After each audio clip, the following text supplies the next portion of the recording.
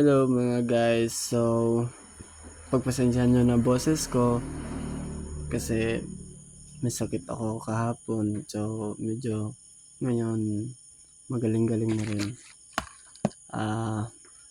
Meron tayong uncommon Filipino words. So, magbibigay lang ako ng 10 halimbawa nito. We often find foreigners who struggle to learn Tagalog rather amusing. But truth be told, Filipinos, no matter how fluent we are in speaking our native language, still have so much to learn.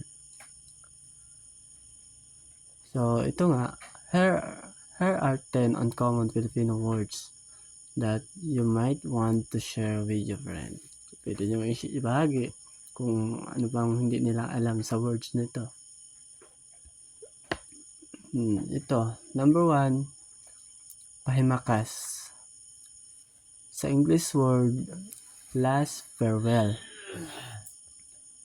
Ang meaning nito, used to express good wishes on parting. So, sa pangungusap, kung gagamitin sa pangungusap, sila ay naghahanda ng konting salo para sa pahimakas ng kanilang anak. Pangalawa, paineta. Hindi siya paineta. English word, comb.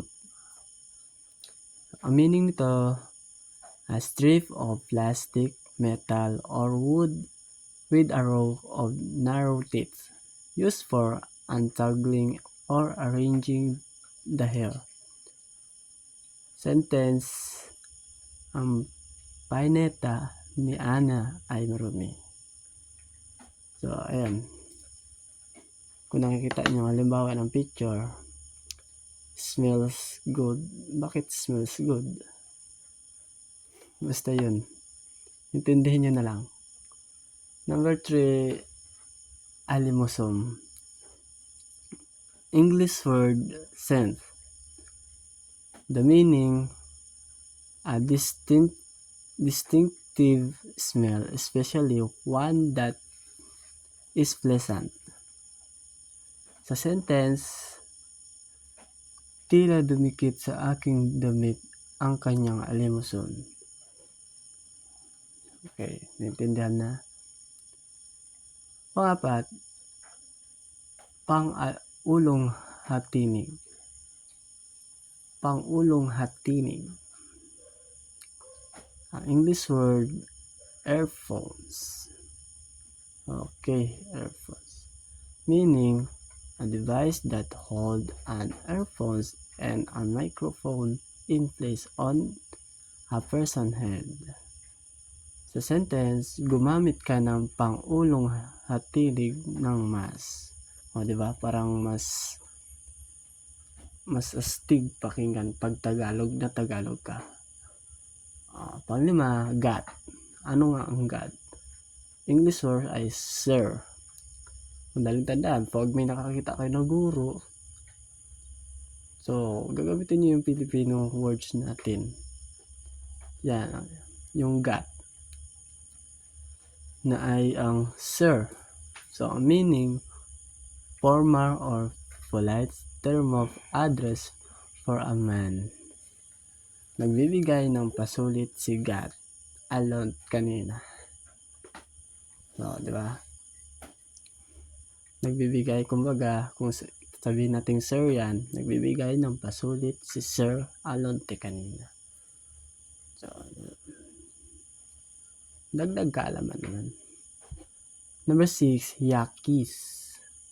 Meaning, to make something sharp or sharpen. Sentence, magpapayakis ako kutsilyo. So, ano daw siya? Ang yakis, nagpapatalas, ganun. Yan. Kita nyo naman sa example. Sambat. English word, fork. Hindi to siya fork na baboy, kundi fork. F-O-R-K. So meaning, an implement with two or more prongs used to lifting food to the mouth or holding it when cutting. Sa sentence, si Junior ay hindi sanay kumain ng walang samba.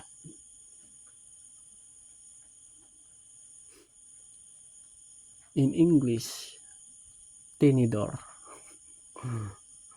Hindi in English, joke lang yun. Number 8, body. Body meanings lines on the palm of one hand. Yun. Sa sentence, binasa ng manghuhula ang aking body at sinabing maganda ang aking kinabukasan. Diba? Magandang pakinggan kapag naka-Filipino words talaga tayo. So, bakit ka siguro tayo nag-English? So, sagutin na lang natin yan sa mga susunod pa ng mga upload. Number 9, kaptol. English.